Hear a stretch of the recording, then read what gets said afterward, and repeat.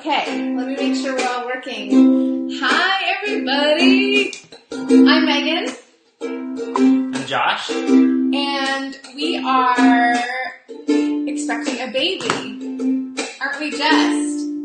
When does this baby due? Today. Today, yesterday, last Wednesday, tomorrow, who knows? But today, what we're going to go through is... We're going to go through some of our food prep. Yes. Let me just... Oh, we are live. Okay, it's working. That's great. I can close that up. So... We didn't get much of an intro in there. No, sorry. I know, you're slightly out of breath. Yeah, I can't sit on the stool. You've got a lot to think about. I'm not as uncomfortable as I was. What just happened? Okay. It's all good. We're all good. Okay.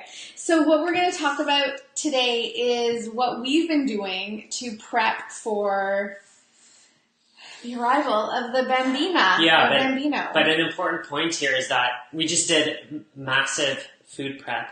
So this is applicable to anyone at any time. Yes. We just know that we're going to be tired.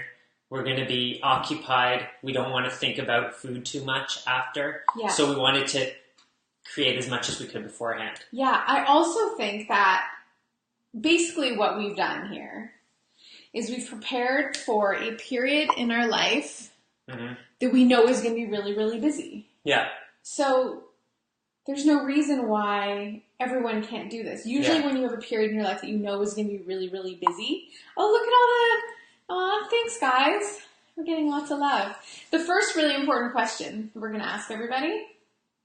We don't know what we're having, do we? We don't. Josh thinks it's a girl. I think it's a boy. Those of you on Facebook. Do you? I do now. It's been like I've been had a boy vibe for the last week. So those of you on Facebook, if you could just put a comment in. Boy or girl. We're going to take a vote. Okay. So yeah, we're going to get into what we prepared. Do we see comments there or just hearts? Those are all comments. Those are all comments people are giving. No. Thumbs up, hearts. No, those aren't comments, Yeah. Josh. Yeah, Esther App wrote, you two are fabulous, okay. and I'm so excited for your both. Oh, team. boy. So you see the thumbs and the hearts. Yeah, That's the way it works. Okay, cool. So... We're taking the vote, boy or girl. You can cast your vote now. Here, hold on one second. Here's front view.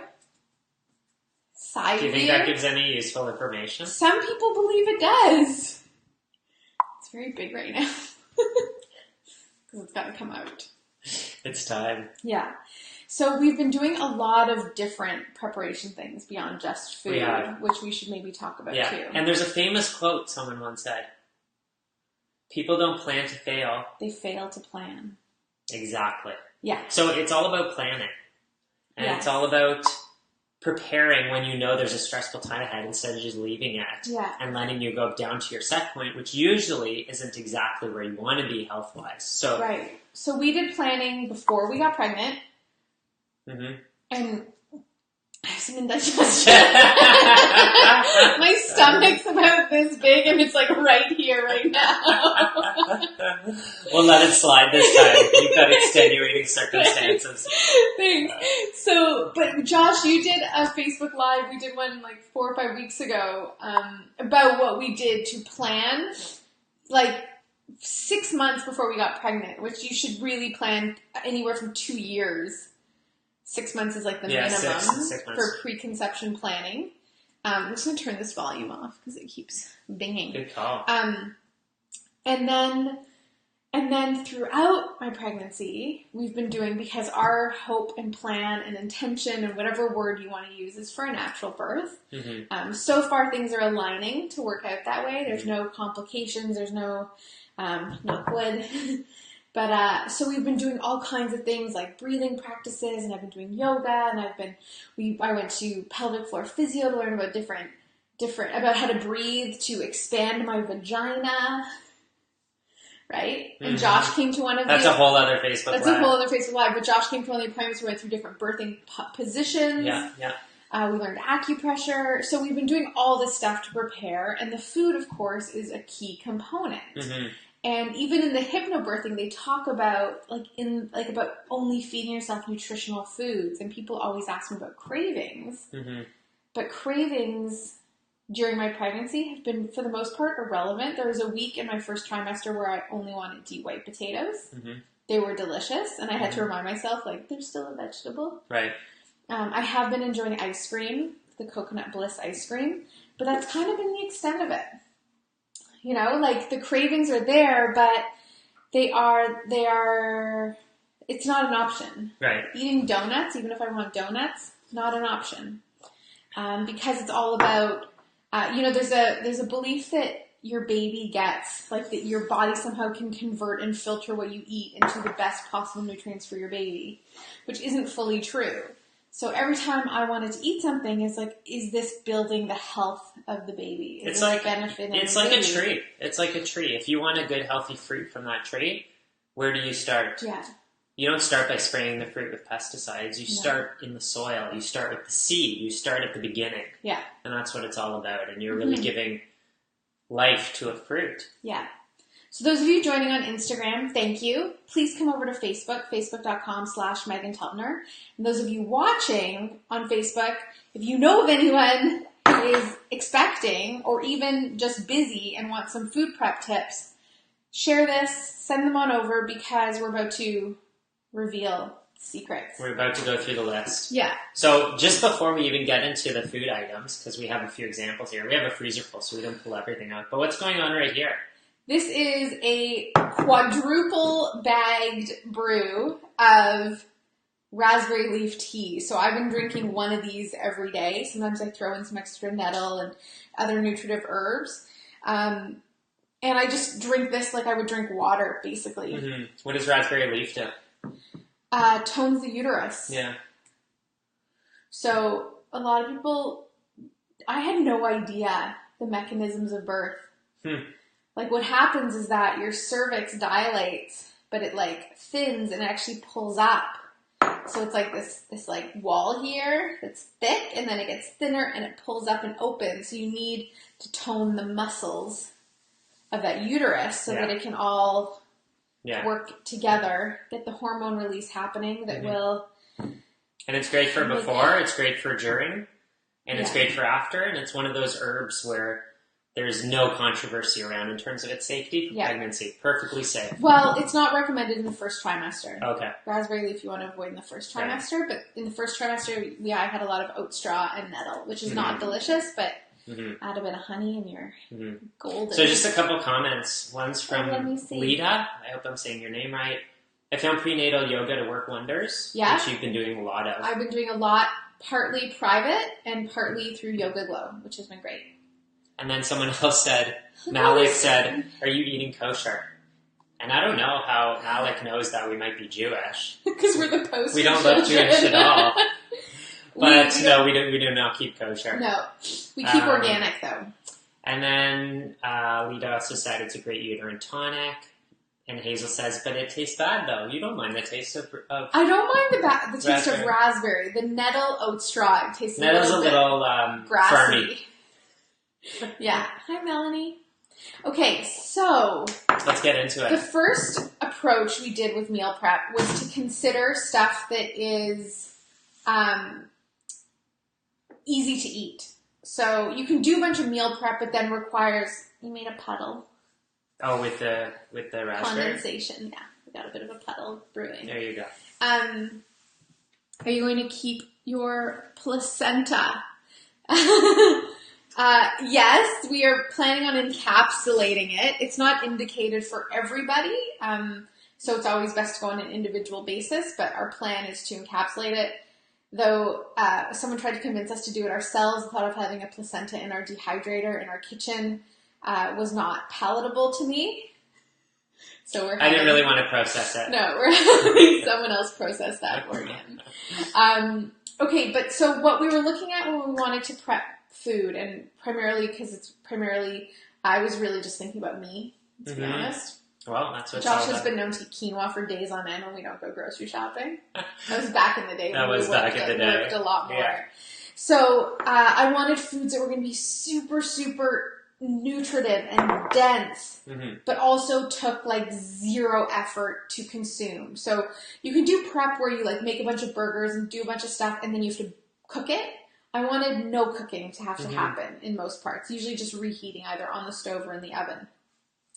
So one of the first things we're going to go through, we've got a couple that we pulled out of the freezer here. We actually bought a second freezer, a small, like that wide. Just like a little. It had to be 22 inches. It can be more than 22 inches to fit into our basement.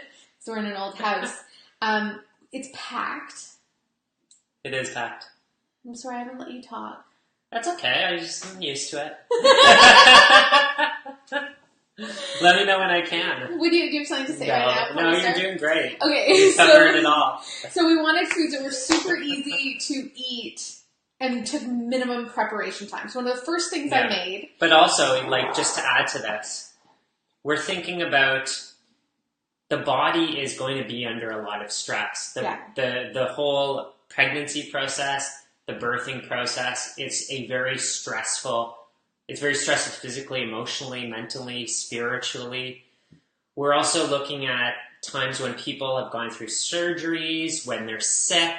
All those types of things kind of fall into one category in terms of what types of foods you're thinking about using to nourish the body in the most efficient, least energy taxing way to get the most nutrients into the body. So and tasty too, of course. So that's what we were thinking of when putting a lot of this together. And whether, like, though our hope and intention is that we have a natural birth without needing any interventions, should it come to needing interventions or a C-section, it's also looking at the recovery. Like, it is recovery. No matter how that baby gets out, it's a trauma to the body, whether it's a trauma through a vaginal birth or a trauma through a C-section.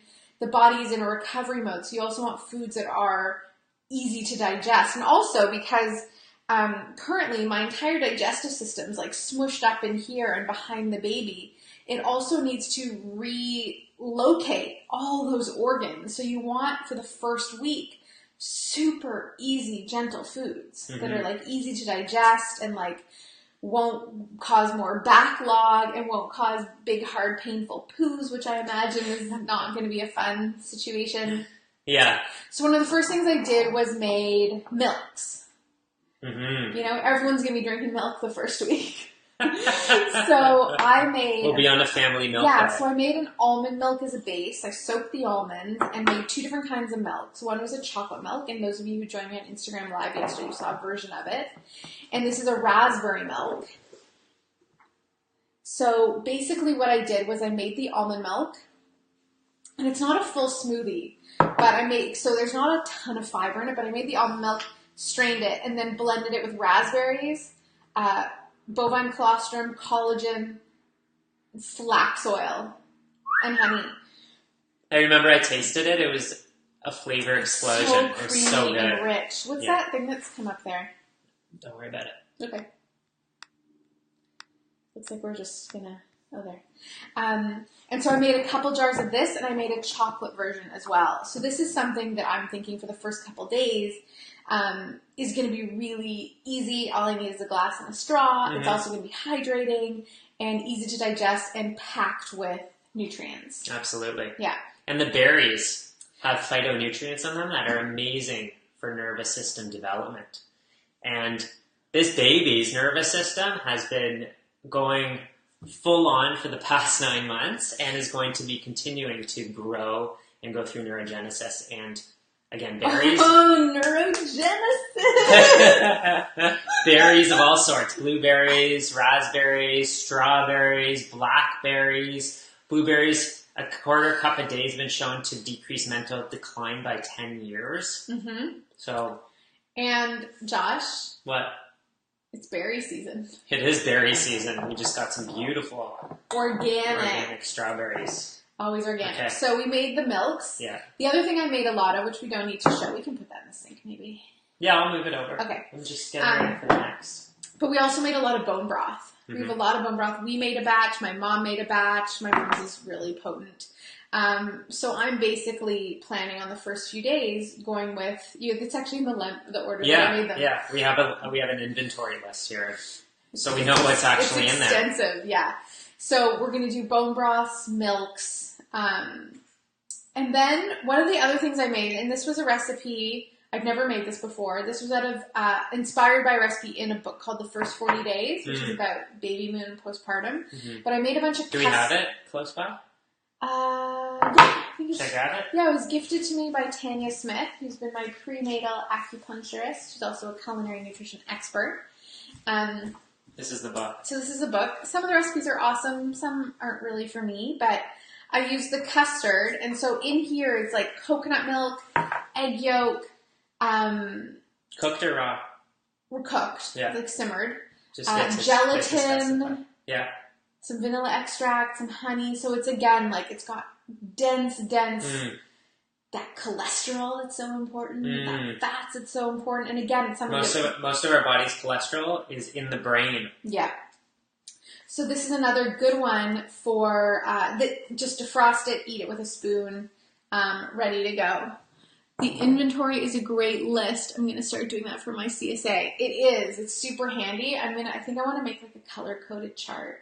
I also made a bunch of different muffins. So another good one, I always cut my muffins into quarters so that you can put the maximum amount of ghee on the surface area, all the better. So I did my lemon poppy seed muffins that are on my blog. They're really great if you haven't tried them. And I also did the banana berry oat mazing muffins from the Undiet Cookbook, which are great because they are super dense and rich in fiber and filling and delicious. Anything you need to read on there? Yeah, there's a nice comment from Paula. Hi, Paula. You two just keep on inspiring me. I'm a mom of a 16-year-old and not planning on another baby. Just love hanging with you no matter what you talk about. Thank you. Well, thank you. And what's important here, what we mentioned in the beginning, is that obviously we're doing this for baby prep, but you can do this at any time. Yeah. Food prep, right? Yeah. Yeah. So... should we continue down the list? Yeah, let's keep going. And I will, over on Instagram, I'll post on my Instagram story, I'll post a screenshot of this list. I can even post it at the bottom at the end. So you did lemon poppy seed muffins, you did banana oat mazing muffins. Yeah. And then you did some nut butter rice treats. Yes, this one was also inspired by, the picture here was so good. I kind of, to be honest, like the ones better that are in my cookbook, the crispy rice treats from the Undiet Cookbook. But I wanted to try these ones because they have more fat in them. It's coming up somewhere. Here. So this was what inspired. Don't those look good? So I did them with cashew and sunflower seed butter. I also put ghee in them. And then the Rice Krispies, and I put a little bit of chocolate and some honey. They were a little too sweet for me, but we froze them. I actually made them instead of in a tray. I did them in muffin tins so that we've got little individual servings. Again, a really good high fat, awesome, high sugar. So if like nursing and all that, and you're craving, you've got that ready to go. For the next one, I just have a question to you guys out there. Ooh, the next one. Give me a thumbs up or a heart or something if you've seen the movie Dances with Wolves. Classic movie with who? Kevin Costner. Have you seen it? No. What? Yeah. You haven't seen Dances with Wolves? I never made time for the 4-hour movie. We have to see it. We're going to see it. We've got lots of time these days. So, Dances with Wolves. Classic movie. Before I go on, for those of you who are on Instagram Live, which is great, we are responding to questions on Facebook. So if you want to hop on over to my Facebook page, facebook.com/Megan Teltner, that's where the convo's happening. So, Dances with Wolves, this isn't a spoiler alert. I'm not going to give away the whole plot. But Kevin Costner goes, he befriends an indigenous tribe. It takes time, eventually gets taken into the tribe. I'm not going to go into too much more detail, but they take him on a hunt. Yeah. A buffalo hunt, which is like a big honor. And they kill a few buffaloes, and they go up to the buffalo, and one of the first things they do is they go in, and they pull out an organ. I think it's the heart or something, or liver. And they give it to him, and he takes a big bite out of it, and then the tribesman takes a big bite out of it, and that was like the first thing they went for. Great. I'm probably not going to see that movie. So we know... So not only does Kevin Costner know what's going on, but most animals in the wild know what's going on. And a lot of the nutrition in animals is concentrated in the organ meats. Right. And so back in the day when people started eating animals, the parts that we eat, like the white meat, went to the pets, went to dogs. And people... Muscle meat. The muscle meat. And people only wanted the organs. So right. I made chopped liver. Chopped liver. Can we just talk about why I made this and you didn't? Yeah, because the smells... Mr. Forager, wild food guy over here can't handle an organ meat. The smell, it's just something when frying it up. But I did it I must have been 7 years ago. I maybe should try again. So chopped liver is a really, really, really... Well, liver in general is a really nutritive, powerful food. A lot of the recipes for it are like sauteing liver with greens. I'm not there yet, but what I did was we had a pound of organic chicken livers. I have to stand up again. Yeah, go for it. Organic chicken livers that I food processed with some hard-boiled eggs. So it was 1 pound of liver, 3 hard-boiled eggs, an onion that I caramelized, and just like loads of tallow, because we get that in our meat CSA, but you can do it with, I mean, obviously there's not a vegan alternative, so if you're not having tallow, you can do it with ghee. But liver is, because during pregnancy you're producing so much blood, and even after, you've just now lost a lot of blood, and like basically this whole human and the organ that was sustaining it has left the body, so there's a lot of repair to go on. So we made small jars. They're like the same size jars as the custard. Yeah, they're like you don't need a lot of an organ meat to get that refueling. No. What's interesting though is we kept a jar aside, and I made it 9 years ago, and I ate a whole jar of it and then couldn't look at it for years. But with organ meats, you eat what you need, and then you're done. And oftentimes with foods, you can tell by the flavor, your body knows when you've had too much. And organ meats, especially liver, has a very strong flavor to it, right? There's really only so much you can eat. It's fatty, it's dense, and that's just nature's way of telling you, eat this much. But, stop at a certain point or else you're not going to feel so great. So Michelle says that she has a 7-week-old and needed some meal prep inspiration. I also have a blog post called 20 Freezer Meals for New Moms. Oh, so, yeah. That's great. Yeah, I made pretty much everything on that list. So if you Google that, you'll find that blog post as well. And the other thing is too, there's lots of ideas here. Just do one. Just get started. The best way to get started is to get started. So just get on it. Once you do 1 or 2 things, it actually gets a little addictive because you're and I think Megan mentioned in the preview to this live stream, I actually feel like we're cheating sometimes when you've done all the food prep and then it's so easy afterwards. Yeah. I almost feel like it shouldn't be this easy to pull something out and have it ready. Full, fresh meal. And so we've got the chopped liver. And the other thing about it is that, again, it's one of those easy things. You defrost the jar and have it with some rice crackers or some vegetables and you're ready to go. Yeah. And it's super dense and fat and all those important things. Yeah, the next thing's my specialty. Yeah, go for it. It's actually your recipe, but it's a grain-free almond bread, which we love making it on a regular basis, just as a staple anyway. But I made a couple of those. Actually, I made 4 of them. We ate 2 of them. Hi, and then I threw the other 2 still pregnant. In the freezer. And we have those ready to go. Yeah. Do you want to pull one out of the fridge? We actually have one going right now. Do we have one going? Yeah. Oh, we've got bits of... Oh, everyone's seen the fridge? Yeah. What? We've got a nublet. Yeah. So this is the almond bread. It's really good. It's grain-free. Again, very dense. Very dense. You can put it in the toaster. And... Pregnancy brain alert. Oh, it's on my blog. You Google grain-free almond bread. Oh, man, that's good stuff right there. Okay, moving right along. See, Josh isn't used to it. Josh said, I always had a really good memory. I always have had a very good memory. So I told Josh now the only thing he needs to remember is that I can't remember anything. It's true. I just need to rest my back. Pardon the cleave. So the next was the bolognese.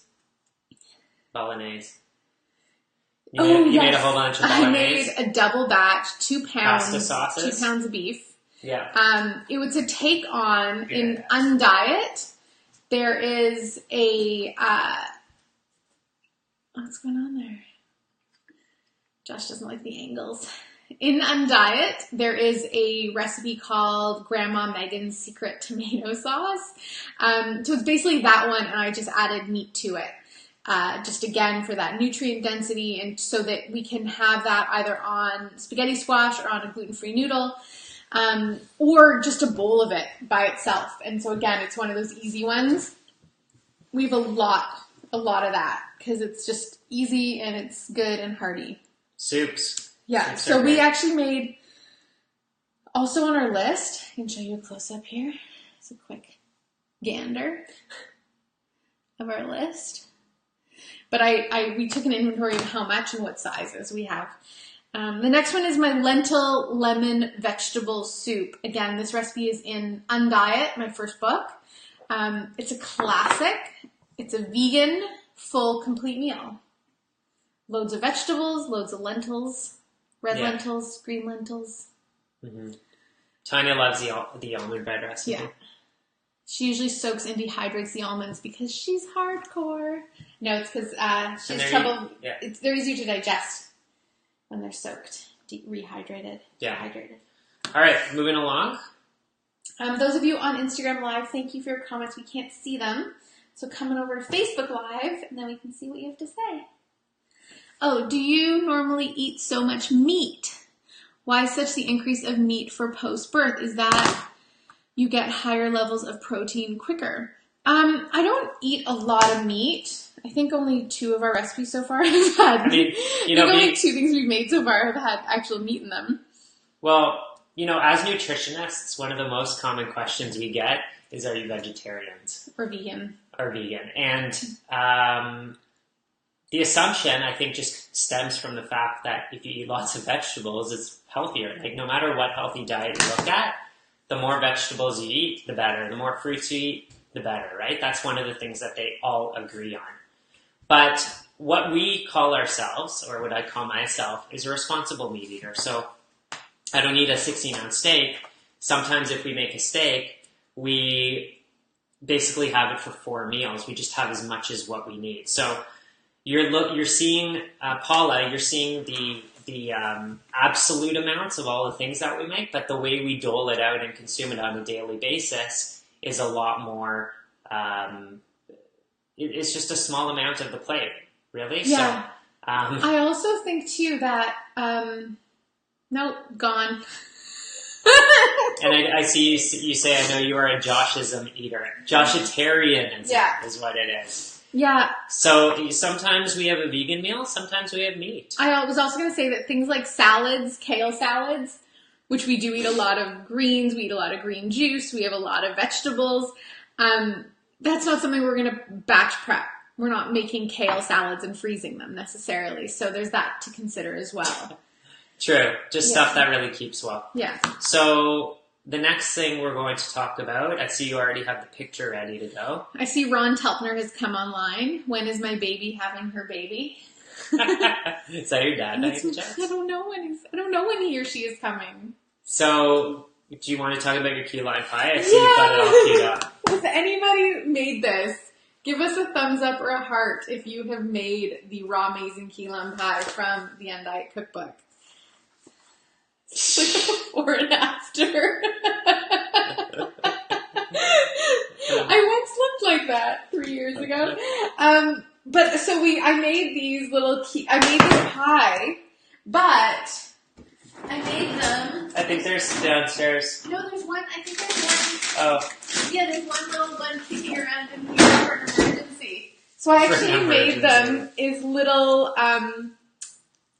cups. Single servings. Like muffin size. Yeah, so they're ready to go. So that's a great one. And so with those as well, the recipe's already super dense. It's mostly cashews with fresh lime and coconut oil. I added in a little extra ghee. I added in collagen into that. so that, again, it's part of that connective tissue regeneration that's going to have to happen post baby. Speaking of pies, what else did you make? A shepherd's pie? Ooh, I made two.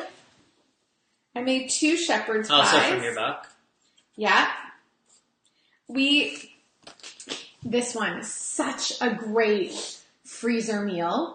So what we did with this one, instead of making one big one, is we did it in 2 smaller glass containers. So we have sorry about that. I have no control over the size of the girth of my body. But so we had to have them so that each one is effectively 4 meals. You knocked me right off the screen. So the unshepherd's pie is amazing. There's a vegan and a paleo version. And we did this one we actually teach this recipe in the Culinary Nutrition Expert Program, which I see tons of CNEs are joining us. Yeah, you've got Rita. We've got Rita. We've got Melissa. I know Melissa. I don't think she's a CNE, but yeah. Oh, was she? Yeah. Oh, hey, Melissa. We've got Melanie. Yeah. Oh, everyone's there. It's great. So I taught this one in the CNE program, and in order to teach it, we had to make 3 of them to show the different stages. So we had 3. Who ate all those?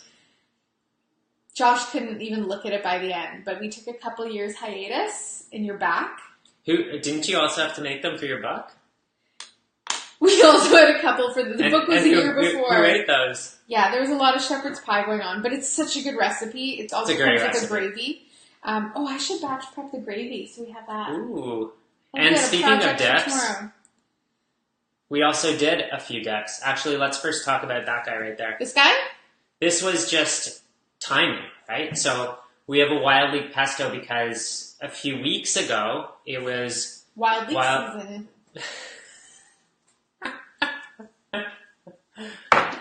We spent so much time together, we just finish our sentences. It was Wild Leek season, and Megan's mother, Patsy, was up north, and she picked us a whole batch of Wild Leek leaves, right? So we had all this stuff we needed to do with it, and we made a whole... But when we would make these fresh, they wouldn't last long because they're so delicious. But opening this up when the season's past is just a party in the mouth. Yeah, and Wild Leeks are really rich in quercetin. You can dip that in anything, really. Or could dip anything in the crackers, so whatever. This recipe also on my blog, Wild Leek Pesto. But you can do this with anything, really, any herb you want to use. Yeah, you can do wild basil. Leeks, cashew, olive oil, sea salt. Basil, cilantro. Parsley's really good and refreshing. Okay. Whoops. Oops. Uh-oh, don't delete that list. Oh, we missed that one. Which one? Wild rice. Yeah. And I wanted to take that out just to highlight how simple that is. Yeah. So what we did was I made a couple, I think there's 2 cups of wild rice, soaked it, prepped it. We know that grains, especially whole and processed grains, take a lot longer than Uncle Ben's 30-second rice or whatever that is. Oh, I ate so much of that in university. You know what? What? It's miraculous when you make it out of university alive in one piece. Sure, I can't believe I did. I ended up with Crohn's shortly thereafter. Yeah, you barely made it. Okay, so I've made a bunch of grains, a few different ones that, again, if we want to saute up some fresh vegetables, we could just have that ready. If we want to throw that in a soup, we have that ready. Mm-hmm. So I packaged them up like that so that we could take out a couple servings at a time. And there's some wild food for you as well. Yep. Dense in nutrients. So the next one I did was the coconut lemongrass soup. Again, it's on my blog. It's really, really good. Again, it's got the coconut milk, so we're getting the fat in there. It's got lemongrass, which is high in antioxidants. It's flavorful, and we can take that soup, throw some wild rice in there. We've got a great meal. There's a question from Valerie. Do you have any tricks so that meat doesn't get all wet when you unfreeze them? Meat? I don't really notice that, do you? I mean, I think the key is just whenever you're freezing anything, you either fill up the container to the max, as we have with all these, or you get the air out. Don't fill up containers to the max if you've got soups or stews. Well, liquid's an exception. Liquids, you want to leave that, make sure you leave that gap. The other trick when you're freezing is to make sure everything is 100% cool to room temperature. Otherwise, if there's any bit of heat, even if it's like in the bottom, it'll cause that condensation that will freeze and create that frosty freezer burn. And wetness. Yeah, and a lot of stuff. Josh hates that I do this, but I do wrap it in plastic wrap. And then put it in a freezer bag or a container so that it really stays airtight, and that's what will help prevent that extra moisture. Most things we're going to be reheating anyway, and so that extra liquid will go away. There's some things that don't freeze really well. I made a mac and cheese with tofu in it that did not defrost well. The tofu got too wet and crumbly and gross, but yeah. Okay. Veggie bean burgers? No, hummus. Hummus. I made hummus because you can buy hummus, but homemade hummus is so much better. And I went with organic chickpeas. I went straight, I've been really sensitive to a lot of flavors. So it was just chickpeas, tahini, lemon juice, olive oil, sea salt. I have a bunch of little jars of just my homemade hummus. Again, it's something you can eat with a spoon. You could dip some veggies in it. You can have with crackers. Yeah. What did you recently learn? Yeah, an interesting factoid. I was listening to an interview with Stephanie Seneff recently. She's one of the leading researchers right now on glyphosate, the chemical that's in Roundup, the herbicide. And she says, and also a lot of government organizations actually agree with her, that glyphosate is probably one of the most toxic chemicals in the world at the moment being used. So, interestingly enough, there was a report carried out on non-organic foods and how much glyphosate was in them, and chickpeas were one of the top foods for how much glyphosate is in them. They're one of the most toxic. And it's interesting because in the health field, we're often recommending hummus as a great snack. Whether it's organic or not. It's like every person who's ever read a health blog in their life has it. How many people here? Give us a thumbs up if you have if you have hummus in your fridge right now. Yeah, so it's and we've definitely gotten non-organic hummus before, which we will never do again. And this is just an example of the constant learning that we get. Yeah, we were also using a non-organic garbanzo bean flour, which we're not going to buy anymore. Yeah, exactly. So we're having it a couple ways. So just a good, interesting fact. A lot of thumbs up for the hummus in the fridge. To keep it organic. Okay. What? Everybody's got hummus. That's funny. It's a high percentage. Yeah. Okay. Oh, Vanessa joined us as well. Oh, hi, Vanessa. She's got hummus too. Nice. Okay, so we've got the hummus. Oh, I made my veggie bean burgers. This is a classic MT recipe. It's in my first book, Undiet, with chickpeas. Uses chickpeas, grated zucchini, grated carrot.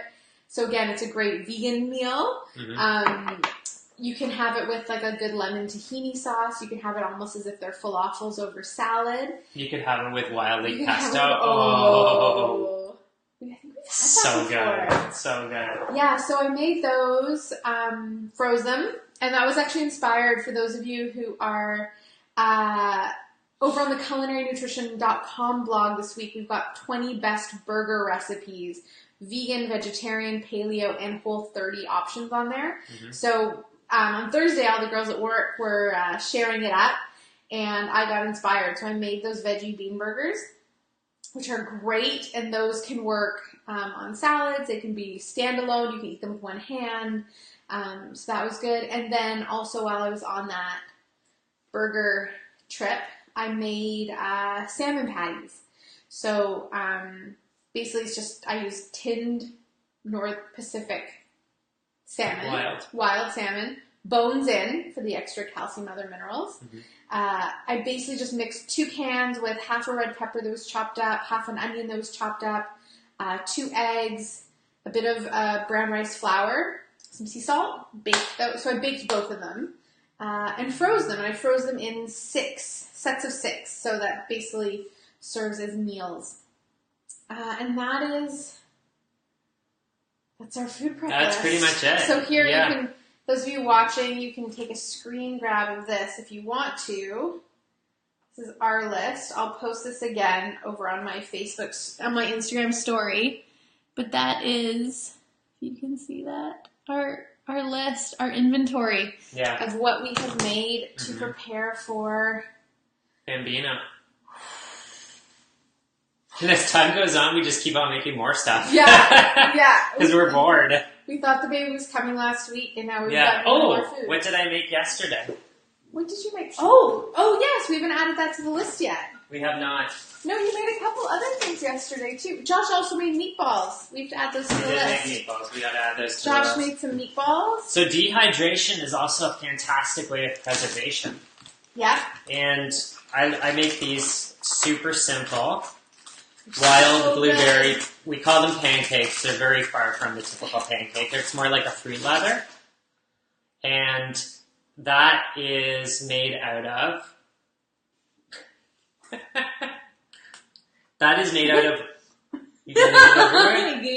wild blueberries. Here, let me just rip off the part that I bit. Chia seeds. You don't want to put it back for the next person.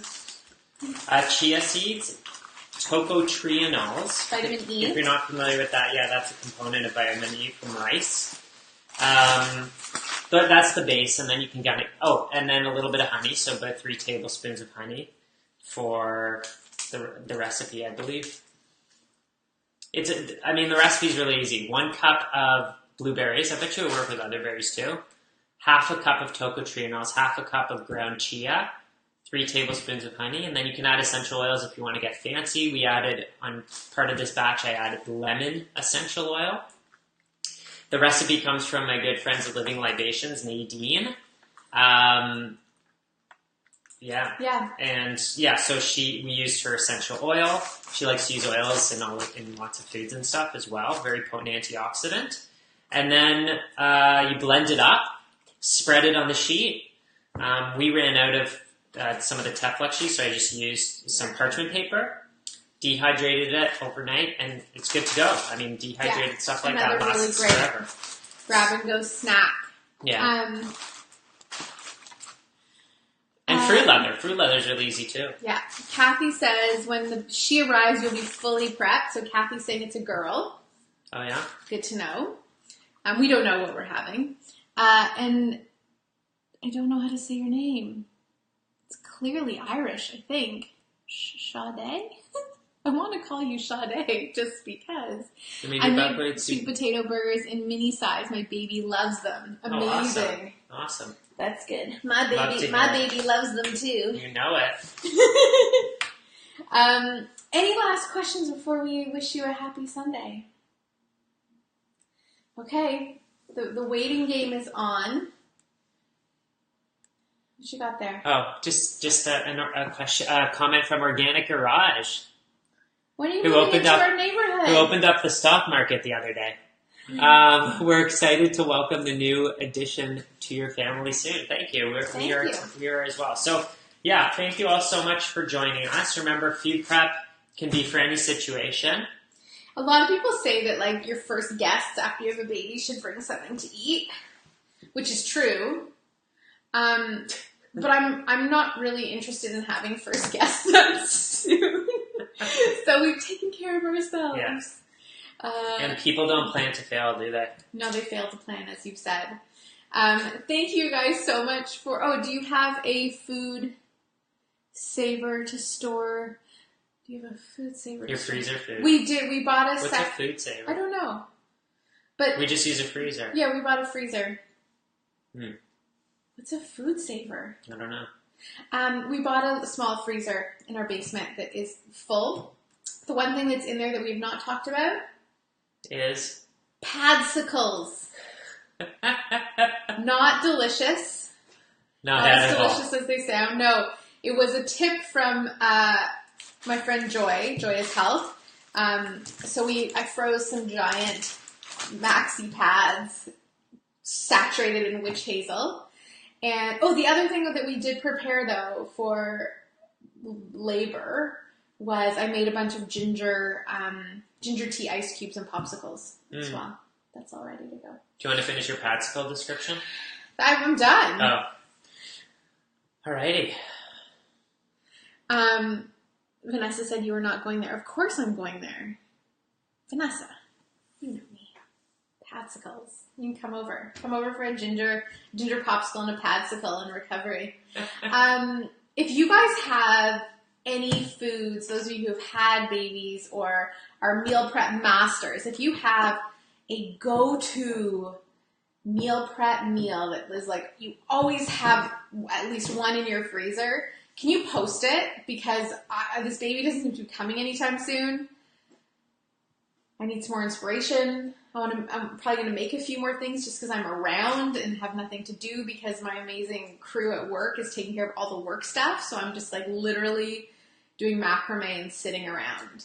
So if you have your go-to meal prep meal and it's not something that we've covered, please post it as a comment because I'm sure that lots of people can benefit. I have a blog post on my blog, 20 freezer meals for new moms, so check that out. And we're still running the Culinary Nutrition Expert Program this fall. We have an info session on Thursday. Go to culinarynutrition.com, become a culinary nutrition expert. Feed the world. It is the first step in optimal health is knowing how to feed ourselves and those we care about. The doctor of the family is the cook of the family. The cook of the family is the doctor You of the family. control the health of everyone in your family if you're making the food. Yeah. As I always say. So it's a big responsibility. And you can go to my website, joshgitalis.com. I also have an information session coming up about my functional nutrition certification program. And you can check that out on my website under certification. We would love to have you join. It's going to be awesome. We start in September as well. And we dive into a lot more of the clinical aspects of stuff. We talk about supplements. We talk about food for healing. We talk about the different systems of the body. We get into a lot of good stuff. Yes. So for CNEs, Josh's program is a follow-up. For professionals, it's a great place to dive in and take your practice deeper. You have to begin with the food. You got to begin with the food always. Food first. All right, guys. Thank you. Thanks for joining. Everyone. Thanks for joining us on Instagram. Thanks for joining us on Facebook. Hopefully the next time we go live, there'll be 3 of us. This is how we say sayonara. Bye, everybody. Oh, I can't reach it. Gotta go around.